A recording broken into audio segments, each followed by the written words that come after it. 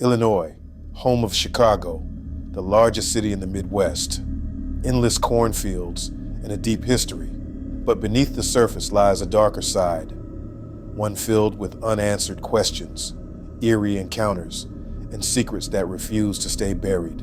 From baffling disappearances to unsolved murders, these are 5 mysteries that have haunted Illinois for decades.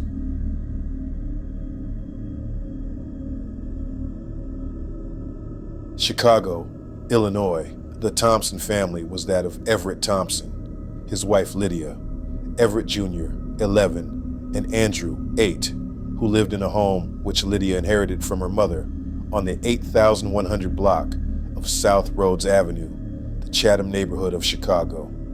They owned a pizzeria, Eat Co Pizza, on Lawrence Avenue and 71st Street in Chicago. Reports show that Everett Sr.'s father spoke to him in July 1996 on the phone while Everett was at the restaurant. He put his dad on hold to answer his wife's phone call, to hear that her brother was at the house chasing her with an axe. She had locked herself in the room to call her husband and waited for him to come home. He told his father what had happened, and he abruptly left to see what was happening at home. Everett's father never spoke or heard from him again. She had made a 911 call at this time and reported her brother was threatening her with an axe. 2 days later, the family disappeared. Lydia's brother Kevin White reportedly was in and out of jail and prison with records that included sexual assaults to women and burglary. An employee there stated that Everett Sr.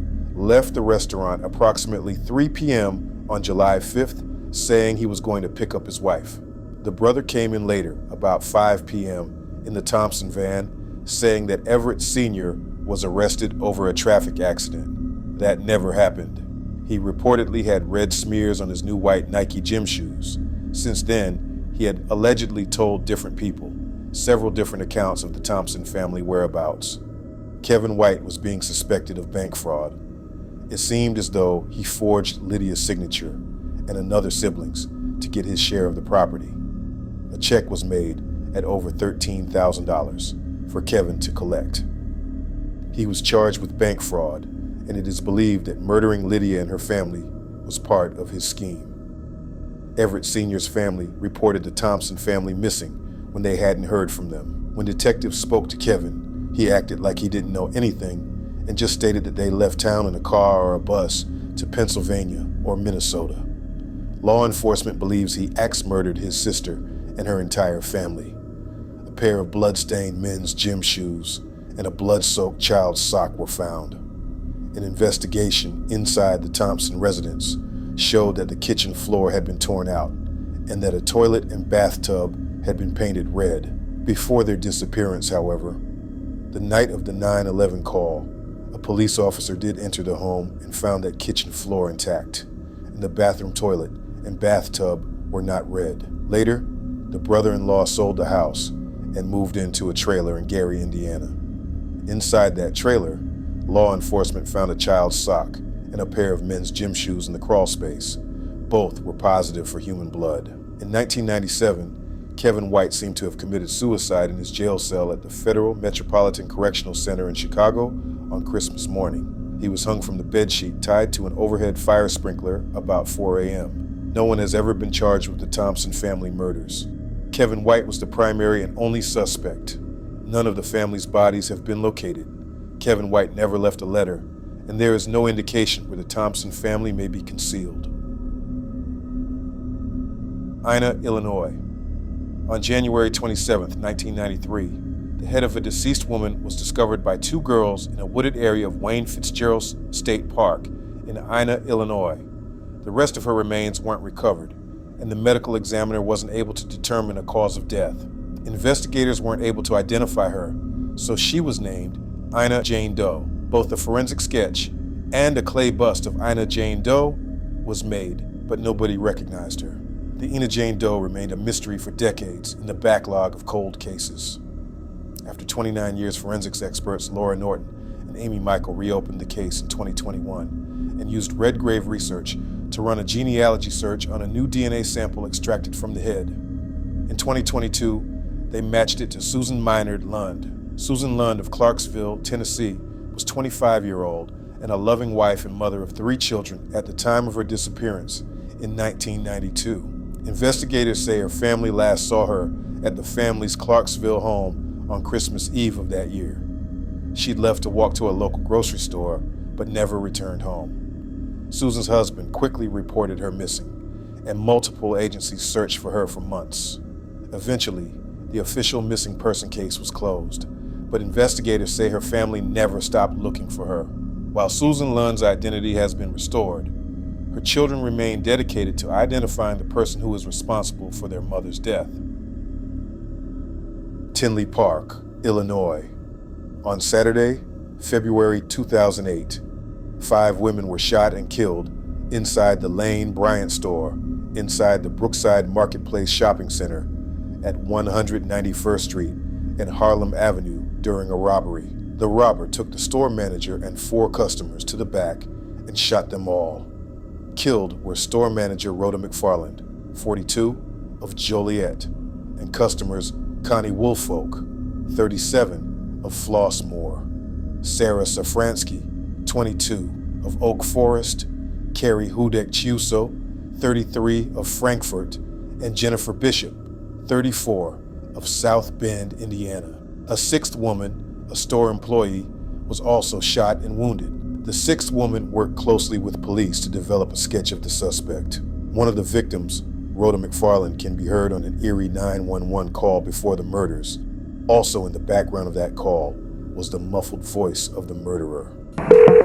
911 emergency.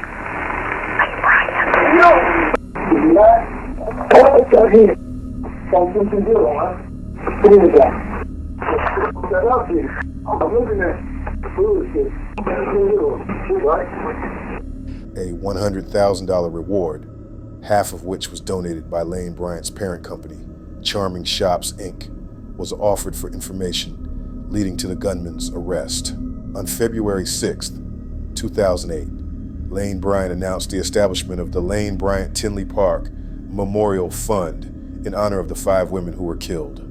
Lane Bryant also offered to pay for the victims' funerals. McFarland's brothers, Morris and Vincent Hamilton, are still determined to solve the case. So is documentary filmmaker Charlie Min, who hopes his new film will finally answer the question of who killed the women and why that person hasn't been caught. This case, in my opinion, needs a temper tantrum because we're going on 18 years. On Saturday, February 2nd, 2008, the gunman entered the Lane Bryant store in the Brookside Marketplace Shopping Center.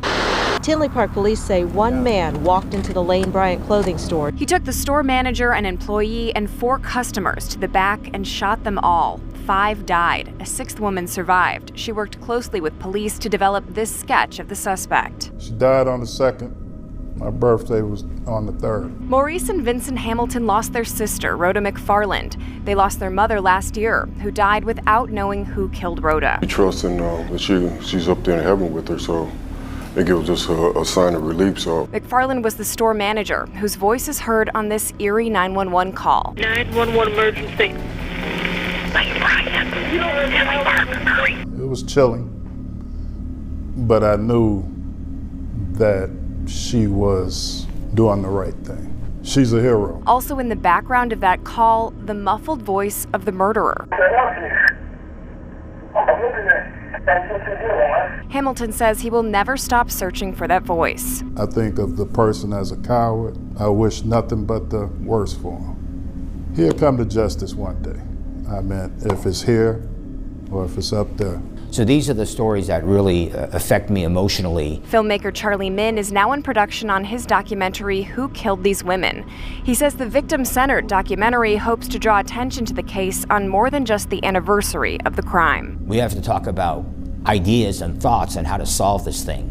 And it just can't be done talking about it once a year. Min says he hopes to release it in February for the 18th anniversary of the murders, both in theaters and streaming. He's previously produced more than 40 documentaries on true crime topics in the news. Megan DeMar, CBS News Chicago, Investigators. Elgin, Illinois. 18-year-old Carmen Charneco was an only child who lived with her parents. She was dating paroled felon Edwin Rodriguez and was pregnant with his child. In June 1993, she graduated from high school. According to her parents, she was going in a positive direction in her life. In July, she broke up with Rodriguez and got a new job at a home improvement store. She planned to make a better life for herself and her unborn baby. Tragically, she was never able to do so. On the morning of July 24th, 1993, Carmen was found strangled to death in the passenger seat of her car in Elgin, Illinois. Her body was reclined in the seat to make it look like she was asleep. Police questioned her friends and relatives. They learned that on the night of July 23rd, she went to a friend's house in Carpentersville. She left around midnight, planning to go home. Police believe she pulled over and was killed somewhere along the way. Police learned that Rodriguez was violent toward Carmen, which made them suspicious of him. They tried to locate and question him, but were unsuccessful. They learned that he vanished around the same time of her murder. Although police have not charged him with murder, he is wanted for questioning and also for parole violation. He has not been located, and this case remains unsolved. Midlothian, Illinois. Jacqueline DeWallaby was born on May 17, 1981, the daughter of Cynthia DeWallaby and her first husband. Jacqueline would eventually be adopted by Cynthia's second husband, David, and the couple would have a son named Davy, who was 4 at the time of the events. The family would live in Midlothian, Illinois with David's mother. David's mother lived in the home's basement. On the evening of September 9th through the 10th, 1988, it was normal. The family watched TV together, with Jacqueline heading to bed early. On the morning of September, David and little Davy got up early. While Davy was watching TV, David noticed that the front door was wide open. My first reaction was that my mother must have come home and left it open. I went into the kitchen, I looked in the driveway for her car, and her car wasn't there. And, again, the first reaction was that she must have came home in the middle of the night, went back out and left it open. David closed the door and thought nothing of it. Cynthia woke up a little while after this, but did not wake up Jacqueline right away. When she did go into Jacqueline's room, the girl was gone, along with her comforter. At first, Cynthia wasn't too worried, believing that she was hiding or playing outside. Eventually, David, Cynthia, and Davy looked throughout the house, but Jacqueline wasn't there. The family would go outside to search the neighborhood, checking with neighbors and some of Jacqueline's friends. They knew nothing. We went outside just in the street and yelled. Cindy was calling Jacqueline's name, And I was looking down the street trying to think, where should I go? Cynthia knew something strange happened and realized that Jacqueline wouldn't have taken her comforter outside. According to her interview with Unsolved Mysteries, Jacqueline didn't play with her bedding. At this point, Cynthia called the police. When the police arrived, the police searched the house. In the basement where David's mother lived, a broken window was discovered. Although it's unclear if the police discovered the broken window or the DeWallaby family did, it was initially believed that an intruder broke into the home and kidnapped Jacqueline, maybe for ransom. But no ransom call ever came in. However, upon closer inspection, the police believed that the basement window was broken from the inside to make it look like an intruder was responsible. Dust on the windowsill had not been disturbed. At this point, along with the lack of a ransom call, lead police to believe that David and Cynthia knew more than they were telling. 4 days after Jacqueline vanished, her body was found in a wooded area behind an apartment complex in Blue Island, Illinois, just 10 minutes from the DeWallaby home. Because it had been warm in the days before her discovery, Jacqueline's exact date of death was unclear, but there was rope around her neck, so the cause of death was strangulation. David and Cynthia were questioned extensively about Jacqueline and what may have happened to her, and David took a polygraph test. At this point, the police were on a mission to arrest the murderer, and David was their primary suspect. Several police agencies were involved, including the FBI, and they were building a case against Jacqueline's parents. The main belief in the parents' guilt was due to the broken from the inside window and no evidence of an intruder. In November 1988, David and Cynthia were arrested for Jacqueline's murder, and Cynthia was pregnant. In April of 1990, the couple went to trial with the prosecution, presenting circumstantial evidence. a piece of this circumstantial evidence from a person named Everett Mann. Mann picked David out of a lineup, stating that at about 2 a.m. on the night Jacqueline was taken, he saw a man with a prominent nose dump Jacqueline's body. David DeWallaby has a prominent nose, and Everett Mann picked out a car similar to one of the DeWallaby family cars. However, there were many issues with Everett Mann's testimony. Mann saw this person dumping Jacqueline's body from 75 feet away and in the dark of night. Mann would also claim that he couldn't tell if the person was a man or a woman, black, white, or Hispanic, and would also claim the car he saw was several differing colors.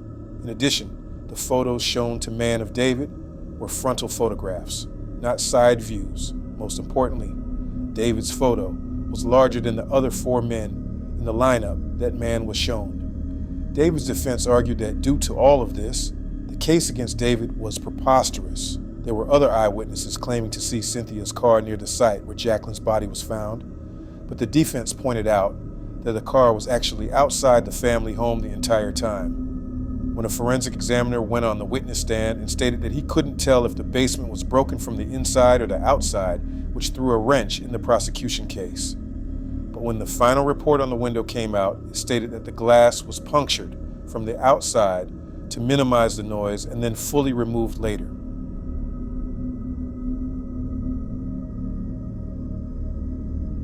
But none of these things seemed to matter. David DeWallaby was convicted of killing Jacqueline and was sentenced to 45 years in prison. However, the case against Cynthia was dismissed for lack of evidence.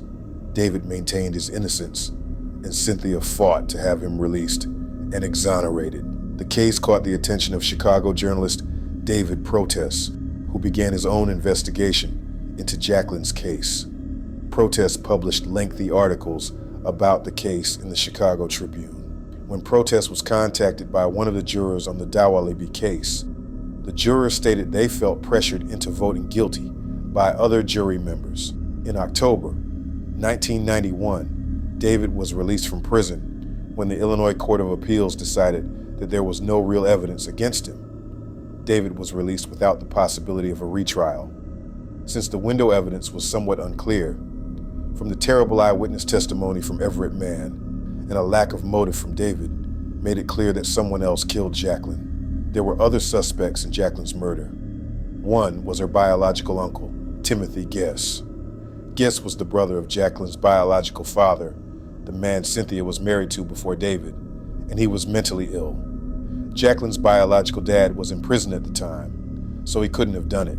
But Timothy was working at a restaurant 10 minutes from where the DeWallaby family lived. 2 waitresses at the restaurant claimed that Timothy Guess left work briefly at around 9:30 p.m. Timothy would later tell Protest that he periodically suffers from blackouts, and also claimed that he walked past Davy's room, Jacqueline's younger brother, on the night of the crime. Guess quickly took that back, claiming that since he was schizophrenic, a spirit told him these things. But at the time, his co-workers lied to police and gave Guess an alibi because they believed David DeWallaby was guilty. Another suspect was a local sex offender, but evidence at the scene cleared this man. Jacqueline DeWallaby's case remains unsolved. Her parents moved away from the area and changed their last names and don't talk to the press anymore.